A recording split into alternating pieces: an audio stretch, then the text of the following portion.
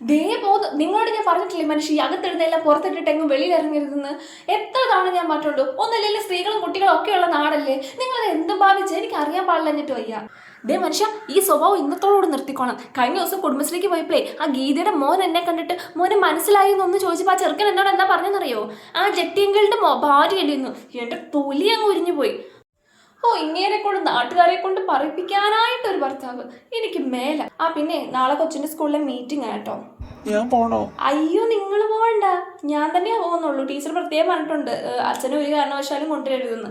നിങ്ങൾ കഴിഞ്ഞ തവണ തന്നെ PT മീറ്റിങ്ങിന് പോയപ്പോഴത്തേക്ക് കോസ്റ്റ്യൂമേ സ്കൂളുകാർക്ക് മതിയായിട്ടുണ്ട്. അത് കൊള്ളാം. കൊച്ചിന്റെ അച്ഛനോട് മീറ്റിങ്ങിന് വരണ്ടെന്ന് പറയാൻ അവർക്ക് എന്താ അവകാശം? കൊച്ചിന്റെ അച്ഛനോട് വരരുതെന്ന് പറയാൻ വേണ്ടിയിട്ട് സ്കൂളുകാർക്ക് അവകാശമില്ല, ശരിയാ. പക്ഷേ സ്കൂളിൽ മാന്യമായി വസ്ത്രം ധരിച്ചു വരണമെന്ന് പറയാൻ അവർക്ക് അവകാശമുണ്ട്. പിന്നെ നിങ്ങളുടെ വവ്വാൽ മനുഷ്യനെ തേടി കഴിഞ്ഞ ദിവസം പോലീസ് വന്നായിരുന്നു കേട്ടോ. അയാളായിട്ടുള്ള കൂട്ടുകെട്ടൊന്നും അധികം വേണ്ട.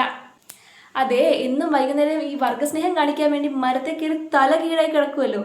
അയാൾ കിടക്കുന്നതെല്ലാം ഏതെങ്കിലും കുളക്കടവിൻ്റെ ഒക്കെ അടുത്ത് നിൽക്കുന്ന മരത്തിന്റെ മണ്ടയിലാണ്. കുളക്കടവിൽ കുളിക്കുന്ന പെണ്ണുങ്ങൾ പരാതി കൊടുത്തിട്ടുണ്ടായിരുന്നു. പോലീസ് ഇവിടെ അന്വേഷിച്ച് വന്നിട്ടുണ്ടായിരുന്നു. അയാൾ തപ്പി നടക്കുന്നുണ്ട്.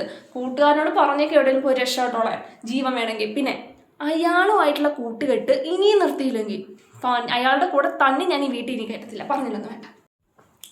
അതെ ചേട്ടാ, ഞാൻ പറയുന്ന കാര്യം നിങ്ങൾ സീരിയസ് ആയിട്ട് എടുക്കണം. നമുക്ക് ഈ ആളുകളെ രക്ഷിക്കുക അല്ലെങ്കിൽ എന്തെങ്കിലുമൊക്കെ നല്ല കാര്യങ്ങൾ ചെയ്തു കൊടുക്കുക, ഇതൊക്കെ നല്ല കാര്യമാണ്. പക്ഷേ ഉണ്ടല്ലോ, ഇതൊക്കെ ചെയ്യാൻ പോകുമ്പോൾ നിങ്ങൾക്ക് മാന്യമായി തുണി എടുത്തു പോകുന്നതിന് വല്ല പ്രശ്നമുണ്ടോ? എനിക്ക് അറിയാൻ പാടായിട്ട് ചോദിക്കുക. ഈ അകത്തെടുത്ത സാമാനമൊക്കെ എന്താണ് പുറത്തിട്ട് നടക്കുന്നത്?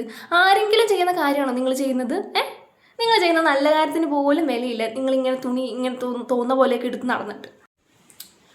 പിന്നെ നിങ്ങളോട് എത്ര പറഞ്ഞാലും നിങ്ങൾ കേൾക്കില്ല എന്ന് എനിക്കറിയാം. അതുകൊണ്ട് നിങ്ങളോടുള്ള പറച്ചിലൊക്കെ ഞാൻ നിർത്തി. പകരം ഞാൻ കുറച്ച് നല്ല ഇന്നേഴ്സ് ഓർഡർ ചെയ്തിട്ടുണ്ട്. നിങ്ങൾക്ക് ഇഷ്ടപ്പെടുമായിരിക്കും. ഇഷ്ടപ്പെട്ടില്ലെങ്കിലും ഇനി അതൊക്കെ ഇട്ടാൽ മതി.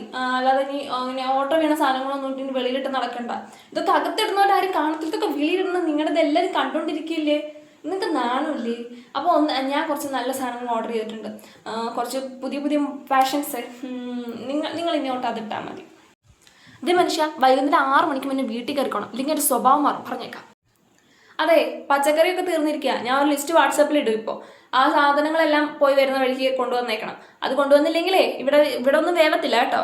അത് കൊണ്ടുവന്നിട്ടുള്ള നാട് സ്നേഹമൊക്കെ മതി. എൻ്റെ മനുഷ്യ, നിങ്ങളെ കെട്ടിയ കാലം തൊട്ട് എനിക്ക് അറിയാൻ പാടില്ലാത്തൊരു കാര്യമാണ്. ഇതെല്ലാം നാട്ടിലുള്ള എല്ലാവരും ഇടുന്ന സാധനമാണ്. ഈ സാമാനം ആരും നാട്ടുകാരെ കാണിച്ചുകൊണ്ട് നടക്കാറില്ല. നിങ്ങൾക്ക് മാത്രം ഇത് വെളിയിലിട്ട് നടക്കണമെന്ന് എന്താ ഇത്ര നിർബന്ധം? അതെ, നിങ്ങളോട് പറഞ്ഞിട്ട് ഒരു കാര്യമില്ലെന്ന് എനിക്കറിയാം. അതുകൊണ്ട് ഞാൻ ഒരു 10-20 എണ്ണം പുതിയത് ഓർഡർ ചെയ്തിട്ടുണ്ട്.